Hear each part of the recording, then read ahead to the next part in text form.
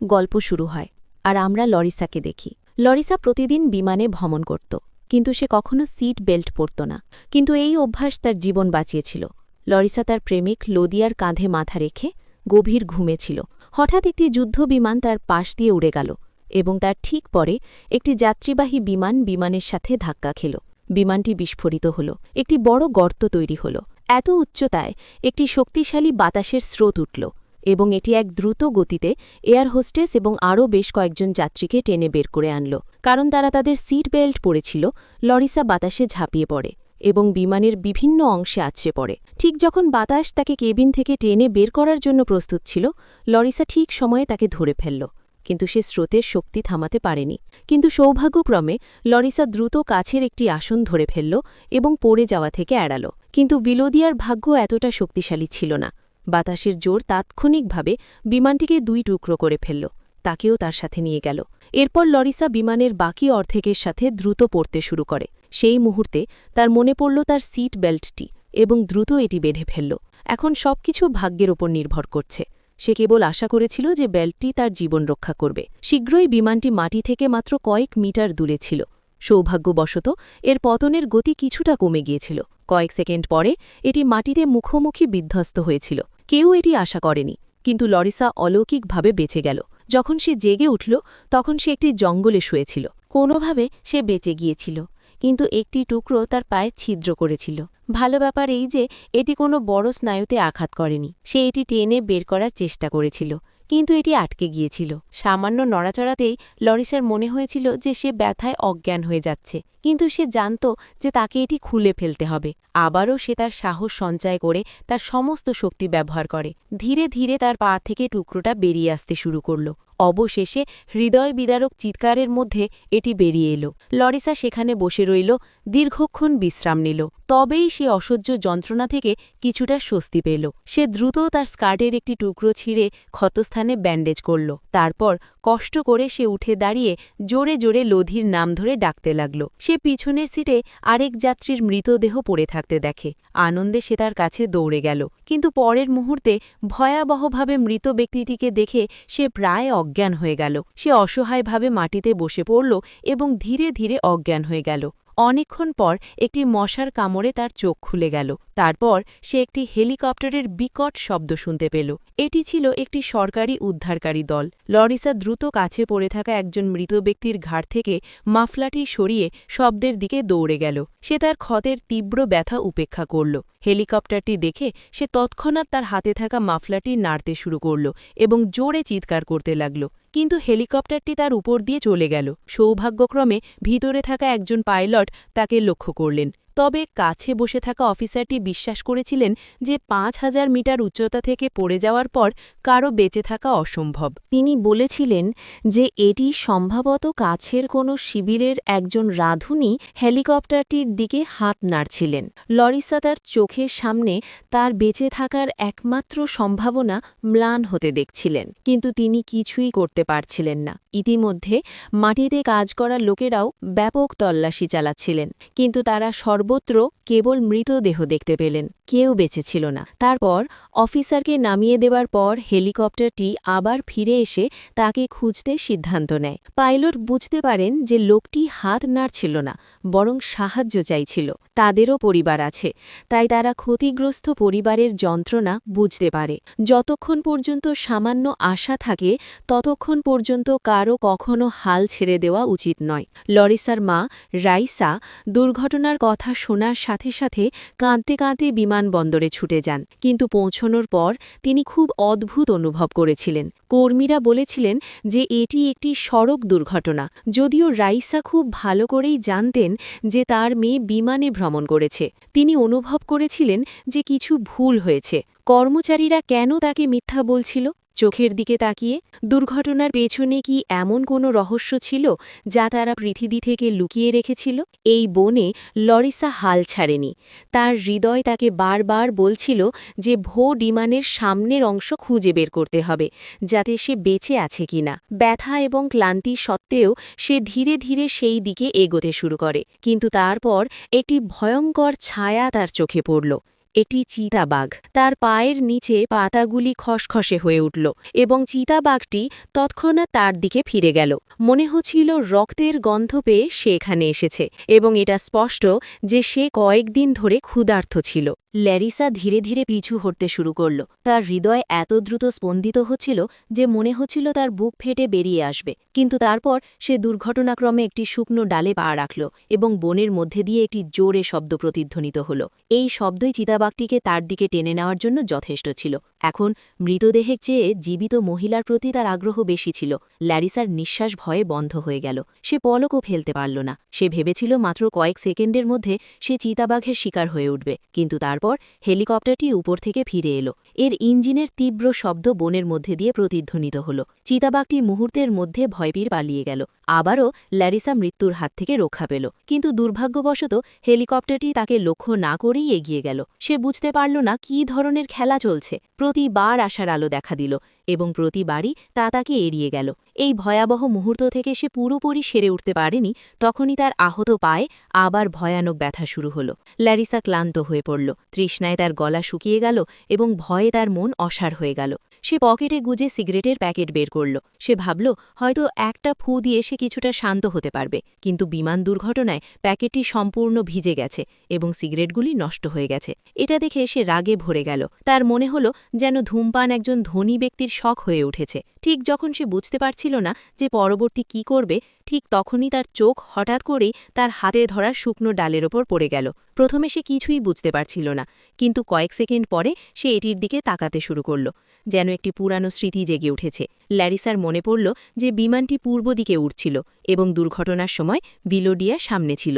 ভিলোডিয়াকে খুঁজে পেতে হলে দিকটি গুরুত্বপূর্ণতা জেনে সে চারপাশে তাকালো এবং দেখতে পেল যে কাছাকাছি একটি ছোট বাঁকা ভালুক পড়ে আছে, সম্ভবত কোনো শিশুর।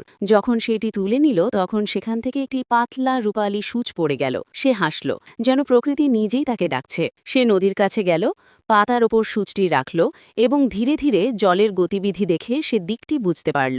এখন সে বুঝতে পারল কোন দিকে যেতে হবে। তারপর সে তার তৃষ্ণা নিবারণের জন্য নদী থেকে কিছু পরিষ্কার জল সংগ্রহ করল। হাঁটা সহজ করার জন্য সে কাছে পড়ে থাকা একটি মৃত ব্যক্তির পোশাক খুলে সে পরল, কারণ তার নিজের পোশাক ছিঁড়ে গিয়েছিল, যার ফলে বনে হাঁটা কঠিন হয়ে পড়েছিল।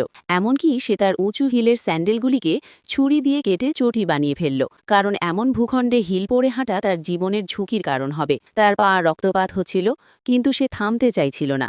লম্বা, ক্লান্ত কিন্তু আশাবাদী হয়ে সে এগিয়ে চলল। পাখির দূরবর্তী শব্দ, বাতাসের শীষ এবং বনের গাছের ডালের খসখসে শব্দ তাকে ক্রমাগত ভীত করে তুলছিল। প্রতিটি শব্দ তাকে মনে করিয়ে দিচ্ছিল যে সামান্যতম ভুল তার জীবন কেড়ে নিতে পারে। সে যখন আরও কিছুটা এগিয়ে গেল তখন সে বেশ কয়েকটি ভাঙা গাছ দেখতে পেল, যেন তাদের ওপর ভারী কিছু পড়েছে। এতে তার হৃদয় শান্ত হল। সে ভেবেছিল সে হয়তো বিমানের বাকি অংশের দিকে যাচ্ছে, কিন্তু তার স্বস্তি বেশিক্ষণ স্থায়ী হয়নি। হঠাৎ তার পা পিছলে গেল এবং সে একটি গভীর কর্দমাক্ত জলাশয়ে ডুবে যেতে শুরু করল। প্রথমে সে ভেবেছিল সে হয়তো সহজেই বেরিয়ে আসতে পারবে, কিন্তু যখন সে লড়াই করতে করতে আরও দ্রুত ডুবে গেল, আতঙ্কে তার হৃৎস্পন্দন বেড়ে গেল। কাদা তার কোমরে এসে পৌঁছল এবং প্রতি সেকেন্ডে পরিস্থিতি আরও খারাপ হচ্ছিল। ঠিক যখন সে ভাবছিল গল্পটি শেষ হতে পারে, তখন হঠাৎ সে তার সামনে একটি ছোট গাছ দেখতে পেল। গাছটি এত পাতলা ছিল যে বাতাসে এটি দুলতে পারে, কিন্তু সেই মুহূর্তে লরিসার কাছে এটি একটি জীবন রেখার মতো মনে হয়েছিল। সে তার সমস্ত সাহস সঞ্চয় করে হাত বাড়িয়ে গাছটিকে ধরে ফেলল। সে তার সমস্ত শক্তি প্রয়োগ করল। মনে হচ্ছিল গাছটি হয় উপড়ে ফেলা হবে, নয়তো সে রক্ষা পাবে। গাছটি তার শিকড় থেকে সামান্য কেঁপে উঠল, কিন্তু পুরোপুরি ভেঙে পড়ল না। ইতিমধ্যে লরিসা একটি প্রবল টানে কাদা থেকে নিজেকে বের করে আনল। সে হাঁপাতে হাঁপাতে কাদা মাটিতে পড়ে গেল, কিন্তু সে বেঁচে ছিল এবং এটাই ছিল গুরুত্বপূর্ণ। কিন্তু কষ্টগুলি তার জীবনের সাথে লেগেছিল। একটির আগে আরেকটি শেষ হয়ে গেল বলে মনে হয়েছিল। সে একটি পাহাড়ে খুঁড়ে উঠছিল, হঠাৎ তার পায়ের তলা থেকে মাটি সরে গেল। মাটি এত পিচ্ছিল ছিল যে সে তার ভারসাম্য হারিয়ে ফেলল এবং সে হোঁচট খেয়ে আবার পড়ে গেল। পড়ার সাথে সাথে সে বেশ কয়েকটি পাথরের আঘাতে আঘাত পেল, কিন্তু সৌভাগ্যবশত সে গুরুতর আহত হয়নি। কিন্তু যখন সে নিচে পৌঁছে উপরের দিকে তাকাল, তখন তার সাহস ভেঙে পড়ল। তাকে আবার একই পথে উঠতে হল। পায়ে গভীর ক্ষত, প্রতিটি পদক্ষেপ রীতির মতো ছিল। তবুও সে দাঁত কিরমির করে ধীরে ধীরে নিজেকে উপরে তুলতে শুরু করল। ব্যথায় তার চোখে জল এসে পড়ল, কিন্তু সে থামতে রাজি হল না। সে সবেমাত্র উপরে পৌঁছাতে পেরেছিল, ঠিক তখনই তার নিঃশ্বাস বন্ধ হয়ে গেল। একই চিতা তার সামনে এসে দাঁড়াল, সেই চিতা যেখান থেকে সে একবার প্রাণ বাজিয়ে পালিয়েছিল। লরিসার মন শূন্য হয়ে গেল। সে বুঝতে পারল না কেন কাসমাত তার উপর এত রেগে গেল। সে ভাবল যে হয়তো ধীরে ধীরে এবং নীরবে চিতাকে অতিক্রম করতে পারবে, কিন্তু চিতা তার সামান্যতম নড়াচড়াও ধরল। এবার কোনো হেলিকপ্টারের শব্দ নেই, আশেপাশে কোনো মানুষ নেই, কোনো অলৌকিক ঘটনা নেই, কেবল সে এবং মৃত্যুর মতো বিপজ্জনক একটি শিকারী। লরিসা এক মুহূর্তেও ভাবেনি। সে তার শরীরের যত শক্তি অবশিষ্ট ছিল তা নিয়ে দৌড়েছিল। চিতাটি প্রচণ্ড লাফ দিয়ে তার পিছনে পিছনে গেল। পাতা উড়ছিল, গাছগুলো কাঁপছিল, আর লরিসার হৃৎপিণ্ড যেন বুক থেকে ফেটে বেরিয়ে আসার কথা ছিল। চিতাবাঘের নখর প্রায় তার কাছেই ছিল। হঠাৎ তার পা পিছলে গেল এবং সে সোজা একটা গভীর গর্তে পড়ে গেল। গর্তটা এত গভীর ছিল যে পড়ে যাওয়ার সময় সে জ্ঞান হারিয়ে ফেলল, আর সে অজ্ঞান হয়ে গেল। অনেকক্ষণ পর ধীরে ধীরে তার চোখ খুলে গেল। তার মাথা ভারী লাগছিল, তার সারা শরীর ব্যথা করছিল। তবুও সে কোনোভাবে উঠে চারপাশে তাকাতে সক্ষম হল। গর্তের উপরে ঝোপ থেকে একটু আলো আসছিল। সে উপরে উকি দিল। সৌভাগ্যবশত চিতাবাঘটি কোথাও দেখা যাচ্ছিল না। সে স্বস্তির নিঃশ্বাস ফেলতে চলেছে। হঠাৎ ঝোপের মধ্যে কিছু একটা নড়ল। তার হৃৎপিণ্ড আবার ধরফর করতে শুরু করল, এবং ঠিক সেই মুহূর্তে চিতাবাঘের ছায়া আবার দেখা দিল। তার রক্ত জমে গেল। সে তৎক্ষণাৎ একটি বড় পাথরের আড়ালে লুটিয়ে পড়ল। সে নিঃশ্বাস বন্ধ করে রাখল। ভাগ্যক্রমে চিতাবাঘটি গর্তটি লক্ষ্য করেনি। যদি সে 1 সেকেন্ডের জন্যেও নড়ত, তাহলে গল্পটি হয়তো সেখানেই শেষ হয়ে যেত। এরপর লরিসা ধীরে ধীরে পথ ধরে হাঁটছিল। হঠাৎ সে লক্ষ্য করল মাটিতে পড়ে আছে একটি লাইটার। এতক্ষণ মৃত্যু, যন্ত্রণা এবং ভয়ের মধ্যে আটকে থাকার পর সেই ছোট্ট লাইটারটি দেখে সে প্রথমবারের মতো হাসল। তার মনে হয়েছিল অন্তত তাকে আর ক্ষুধার্ত থাকতে হবে না, এবং সবচেয়ে গুরুত্বপূর্ণ বিষয় হল সে সিগারেট খেতে পারে। এই ছোট্ট জিনিসটি সেই মুহূর্তে তার কাছে একটি ধন থেকে কম ছিল না। কিছু দূরে সে একটি পুরানো লাঞ্চ বক্স পেল, যাতে কিছু অবশিষ্ট খাবার ছিল। সে ধীরে ধীরে খেয়েছিল এবং তার শরীরে কিছুটা শক্তি ফিরে এসেছে বলে অনুভব করেছিল। তার মনে হয়েছিল যেন জীবন তাকে আরও কিছুটা এগিয়ে যাওয়ার সংকেত দিয়েছে। এদিকে অন্যদিকে অফিসারদের একটি সভায় একটি বড় সত্য প্রকাশিত হয়েছিল। আসল কারণ ছিল যে যখনই সামরিক বাহিনী কোনো বিমান অভিযান পরিচালনা করে, তখনই পথে সংঘর্ষ বা ভুল বোঝাবুঝি এড়াতে নিয়মিত বিমানগুলিকে অবহিত করে। কিন্তু এবার এই তথ্য দেওয়া হয়নি। পাইলট তার নির্ধারিত পথে উড়ছিলেন এবং তার কোনো ধারণা ছিল না যে তার সামনে একটি যাত্রীবাহী বিমান রয়েছে। ফলাফল ছিল একটি ভয়াবহ সংঘর্ষ। অফিসাররা জানতেন যে যদি এটি বিশ্বের কাছে প্রকাশিত হয়, তাহলে সেনাবাহিনীর চরম অবমাননা হবে। মানুষ প্রশ্ন করবে, দায়ীদের দিকে আঙুল তুলবে, এবং দেশব্যাপী হট্টগোল শুরু হবে। তাই তারা আপাতত সত্যকে কবর দেওয়ার সিদ্ধান্ত নিয়েছে, এমনকি যদি এর ফলে কয়েক ডজন প্রাণহানি হয়। এদিকে লরিসা অনেক অসুবিধা কাটিয়ে অবশেষে বিমানের সামনে পৌঁছে গেল। তার হৃদয়ে এত আশা ছিল যে তার ক্লান্ত শরীরও শক্তি অর্জন করছিল। সে নিশ্চিত ছিল যে ভ্লোডিয়া অবশ্যই বেঁচে থাকবে। সে নিজেকে বলেছিল, সে এত সহজ মানুষ নয় যে সে কেবল চলে যাবে। আমরা একসাথে প্রতিটি অসুবিধার মুখোমুখি হয়েছি, আমরা এটিও কাটিয়ে উঠব। কিন্তু তার আগে আরেকটি চ্যালেঞ্জ তার জন্য অপেক্ষা করছিল, একটি দ্রুত প্রবাহিত নদী। যদি সে বিমানের সামনের অংশ দেখতে চায়, তাহলে তাকে তা পার হতে হবে। সে জলের দিকে মনোযোগ সহকারে তাকিয়েছিল। স্রোত খুব তীব্র ছিল, তবু সে সাহস সঞ্চয় করেছিল। সে কয়েক ধাপ এগিয়ে গেল এবং হঠাৎ করেই তার পা পিছলে গেল এবং প্রবল স্রোতে ভেসে গেল। সে বেশ কয়েকবার পানির নিচে গেল এবং আবার উঠে এলো। তার হাত ও পা মারাত্মকভাবে আহত হয়েছিল, কিন্তু সে হাল ছাড়তে প্রস্তুত ছিল না। কোনোভাবে সে সাঁতার কাটতে থাকে, পাথর ধরে স্রোতের সাথে লড়াই করে। অবশেষে তার ভাগ্য তার সহায় হয়। সে একটা বড় পাথরের সাথে ধাক্কা খেল এবং সেটাকে সাপোর্ট হিসাবে ব্যবহার করে তীরে পৌঁছল। ক্লান্ত হয়ে সে তীরে লুটিয়ে পড়ল, জোরে জোরে নিঃশ্বাস ফেলল। কিন্তু তার চোখে এখনও একই আশা ছিল, লোদিয়াকে খুঁজে পাওয়ার। বিমানের সামনের দিকে ছড়িয়ে পড়া রক্ত স্পষ্টভাবে বোঝাচ্ছিল যে দুর্ঘটনাটি কতটা ভয়াবহ ছিল। লরিসা তার জিনিসপত্র খুঁজছিল। হঠাৎ সে একটি সিগন্যাল বন্দুক বা একটি বাজি দেখতে পেল। তার মুখে একটু আলো ফিরে এলো। আর সময় নষ্ট না করে সে এটি লোড করে আকাশের দিকে গুলি চালাল। কিন্তু ভাগ্য অন্যদিকে মোড় নিল। উদ্ধারকারী দল কাছাকাছি কোথাও ছিল না, তাই কেউ সিগন্যাল দেখতে পেল না। যখন সে আরেকটি গুলি চালানোর কথা ভাবছিল তখন তার মনে পড়ল যে অপ্রয়োজনীয়ভাবে গুলি নষ্ট করা ঝুঁকিপূর্ণ। সে ধীরে ধীরে গুলিটি সরিয়ে নিল এবং উদ্ধারকারী দল যখন তাদের নাগালের মধ্যে থাকবে তখনই গুলি চালানোর সিদ্ধান্ত নিল। ঠিক তখনই হঠাৎ আবহাওয়া বদলে গেল। প্রবল বাতাস এবং ঠান্ডা তার হাড় জমে গেল, তার দাঁত কিচিরমিচির করে উঠল এবং তার শরীর বরফের মতো শক্ত হয়ে গেল। সে দ্রুত শুকনো কাঠ সংগ্রহ করে আগুন জ্বালানোর চেষ্টা করল, কিন্তু দুর্ভাগ্যবশত জলে থাকার কারণে লাইটারটি সম্পূর্ণরূপে খারাপ হয়ে গিয়েছিল। লরিসা বুঝতে পেরেছিল যে যদি সে দ্রুত পদক্ষেপ না নেয় তাহলে সে ঠান্ডায় মারা যেতে পারে। সে বিমানের ধ্বংসাবশেষের মধ্যে পড়ে থাকা একটি প্লাস্টিকের ব্যাগ তুলে মাথার ওপর বেঁধে তার শরীরের সামান্য তাপ নষ্ট না করার জন্য সে যতটা সম্ভব শক্ত করে কুঁচকে গেল এবং সেখানেই শুয়ে পড়ল কাঁপতে কাঁপতে। অবশেষে ক্লান্তি এবং ঠান্ডা তাকে ঘুমিয়ে পড়তে বাধ্য করল। ইতিমধ্যে লরিসা এবং বলদিয়ার বাবা মা দুর্ঘটনার খবর পেয়ে এলাকায় ছুটে এসেছিলেন, কিন্তু পৌঁছনোর পর তারা আরও বেশি হতভাগ হয়ে গেলেন, কারণ সেনাবাহিনী পুরো এলাকা ঘিরে ফেলেছিল। কোনো সাধারণ মানুষকে ভেতরে ঢুকতে দেওয়া হয়নি, এমনকি যদি সে নিহতের পরিবারও হয়। লরিসার বাবা একজন ঊর্ধ্বতন সেনা কর্মকর্তার সাথে পরিচিত ছিলেন, তাই তারা আশা করেছিলেন যে সম্ভবত তারা কোনোভাবে সত্যে পৌঁছবেন। কিন্তু বাস্তবতা ছিল যে কেবল ভেতরে প্রবেশ করাই একটি বিশাল চ্যালেঞ্জ ছিল। এদিকে ভাদিয়ার মা গ্যালেনা ভেতর থেকে সম্পূর্ণ ভেঙে পড়েছিলেন। হঠাৎ একটি সাহসী সিদ্ধান্ত নেন। সে তার গাড়ি স্টার্ট করে এবং কোনো ভয় ছাড়াই সরাসরি চেকপয়েন্ট ব্যারিয়ারের দিকে চলে যায়। এটি ভেঙে সৈন্যরা তৎক্ষণাৎ তার পিছনে দৌড়ে যায়, কিন্তু তারা মহিলার সাহস এবং গাড়ি চালানোকে অবমূল্যায়ন করে। সে তাদের ধরে ফেলে সদর দপ্তরের গেটে পৌঁছে গেল। সৌভাগ্যবশত উচ্চপদস্থ কর্মকর্তাদের সাথে তার কিছু অতীতের সম্পর্ক ছিল, অন্যথায় সেদিন তাকে গ্রেফতার করা হতো। কিন্তু সেখানে উপস্থিত অফিসাররা তার কষ্ট বুঝতে পেরেছিল এবং তাকে আর বিরক্ত না করার সিদ্ধান্ত নিয়েছিল। যে লোকটি তাদের থামাতে এসেছিল সে নিজেই একজন বাবা। সে গ্যালেনার চোখে ভয় দেখতে পেল, সন্তান হারানোর ভয়। তাই সে তাদের ভেতরে নিয়ে গেল এবং দায়িত্বে থাকা ব্যক্তির সাথে পরিচয় করিয়ে দিল।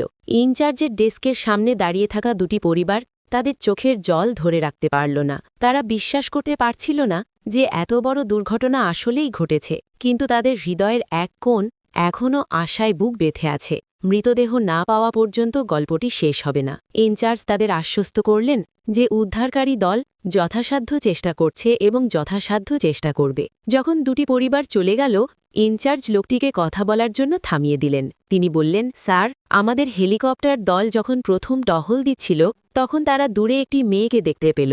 সম্ভবত সে হাত নাড়িয়েছিল। এই কথা শুনে ইনচার্জের চোখ বড় বড় হয়ে গেল, যেন তিনি গুরুত্বপূর্ণ কিছু আবিষ্কার করেছেন। এক সেকেন্ডও দেরি না করে তিনি তৎক্ষণাৎ নির্দেশ দিলেন, এক্ষুনি হেলিকপ্টার পাঠাও, তাকে ওই দিকে খোঁজো। এদিকে অন্যদিকে ক্লান্ত এবং যন্ত্রণায় কাতর ল্যারিসা হাঁটছিল যখন সে গাছের ডালে আটকে থাকা একটি ব্যাগ দেখতে পেল।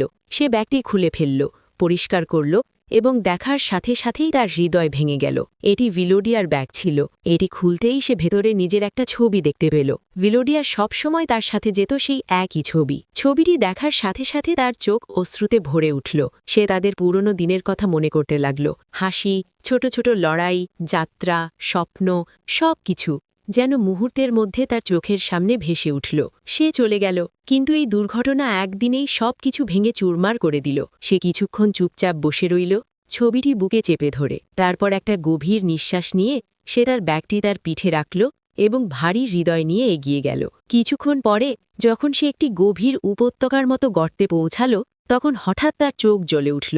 সে ভিলোডিয়াকে দেখতে পেল। সেই মুহূর্তে সে সমস্ত ব্যথা, ক্লান্তি এবং ভয় ভুলে গেল। চিন্তা না করে, তার আহত পায়ে যত্ন না করে সে সরাসরি গভীর গর্তে ঝাঁপিয়ে পড়ল। নিচে পৌঁছনোর সাথে সাথে সে ভিলোডিয়ার দিকে দৌড়ে গেল, তাকে জড়িয়ে ধরতে, তাকে তুলে নিতে, তাকে ফিরিয়ে আনতে। কিন্তু তারপর মাথার ওপর প্রতিধ্বনিত একটি হেলিকপ্টারের বিকট শব্দ তাকে ঘুম থেকে জাগিয়ে তুলল। সে ঘুরে দাঁড়াল। এখন সে ভেবেছিল সবকিছু ঠিক হয়ে যাবে, সে আর ভিলোডিয়া একসাথে ফিরে যাবে। কিন্তু যখন সে বাস্তবতা দেখল তখন তার পায়ের তলা থেকে মাটি সরে গেল। সেখানে কেউ বেঁচে ছিল না, মানুষ ছিল না, শুধু ভিলোডিয়ার ঠান্ডা প্রাণহীন শরীর। লরিসা সেখানে বসে কান্নায় ভেঙে পড়ল। সে চিৎকার করে তাকে নাড়া দিয়ে বারবার ডাকল, কিন্তু সে কেবল নীরবতাই পেল। সে এই সত্য মেনে নিতে প্রস্তুত ছিল না। মনে হচ্ছিল যেন তার অর্ধেক জীবন এখানেই থেমে গেছে। কিছুক্ষণ পর চোখের জল মুছে সে নিজেকে সামলে নিল। সে আকাশের দিকে তাকিয়ে ভাবল, যদি সে স্বর্গে থাকত তাহলে সেও চাইতো আমি বেঁচে থাকি, দৌড়াই, হাল ছাড়ি না। সে শেষবারের মতো গ্লোডিয়ার কপাল স্পর্শ করে ভারী হৃদয় গর্তের দেয়ালের দিকে এগিয়ে গেল। তারপর আতঙ্কে সে উপরে উঠতে শুরু করল। বৃষ্টি হচ্ছিল, কাদা ছিল, আর দেয়ালগুলো এত পিচ্ছিল ছিল যে উপরে ওঠা প্রায় অসম্ভব ছিল। গ্লোডিয়ার উদ্ধারকারী দলও তাকে সর্বত্র খুঁজছিল, তার কথা শোনার চেষ্টা করছিল। লরিসা যত জোরে চিৎকার করছিল ততই তার কণ্ঠস্বর বৃষ্টিতে ডুবে যাচ্ছিল। সে উপরে উঠছিল, হাতল ধরছিল, আর পরের মুহূর্তে সে পিছলে পড়ে যাচ্ছিল। কিন্তু সে থামতে রাজি হয়নি, কারণ এখন সে কেবল নিজের জন্য নয়, বিদিয়ার স্মৃতির জন্যেও লড়াই করছিল। কিন্তু ভালো কথা হল যে অপর পাশের লোকটি লরিসার ছোড়া প্রথম সিগন্যাল বন্দুকটি খুঁজে পেয়েছিল। এর ধোঁয়া এবং গন্ধ তাকে নিশ্চিত করেছিল যে লরিসা কাছাকাছি কোথাও আছে। সে তার সমস্ত শক্তি দিয়ে তার নাম ধরে ডাকতে শুরু করেছিল। বনের নীরবতা ভেদ করে তার কণ্ঠস্বর সর্বত্র ছড়িয়ে পড়ে। একই সাথে লরিসা অবশেষে পিচ্ছিল দেয়াল বেয়ে উঠতে সক্ষম হয়েছিল। সে এতটাই ক্লান্ত ছিল যে সে দাঁড়াতেও পারছিল না, কিন্তু তার ভেতরে আশা তখনও বেঁচে ছিল। কাঁপতে থাকা হাত এবং ধরভর করা হৃদয় নিয়ে সে সিগন্যাল বন্দুকটি তুলে নিল। শেষ গুলিটি লোড করে সমস্ত আশা, সমস্ত শক্তি এবং সমস্ত প্রার্থনা দিয়ে আকাশের দিকে ছড়ল। সেই ছোট্ট লাল আলোটি বাতাসে জ্বলে ওঠার সাথে সাথেই উদ্ধারকারী দল সরাসরি তার ওপর দৃষ্টি নিবদ্ধ করে এবং ৩ দিন ধরে মৃত্যুর সাথে লড়াই করা এই মেয়েটিকে অবশেষে উদ্ধার করা হয়। আপনি হয়তো ভাবতে পারেন যে ৫,০০০ মিটার উচ্চতায় বিমান দুর্ঘটনায় কারো পক্ষে বেঁচে থাকা অসম্ভব, কিন্তু এটি সত্যি একটি সত্য ঘটনা। ১৯৮১ সালের ২৪শে অগাস্ট প্রাক্তন সোভিয়েত ইউনিয়নের একটি যাত্রীবাহী বিমান একটি সামরিক যুদ্ধবিমানের সাথে সংঘর্ষে জড়িত হয় এবং মাঝ আকাশে বিস্ফোরিত হয়। এতে কয়েক ডজন মানুষ নিহত হয়, কিন্তু একমাত্র বেঁচে থাকা এই মেয়েটি ছিল লারিসা। গল্পটা যদি ভালো লেগে থাকে তাহলে আমাদের চ্যানেলটি সাবস্ক্রাইব করুন এবং ভিডিওতে লাইক দিন। ধন্যবাদ।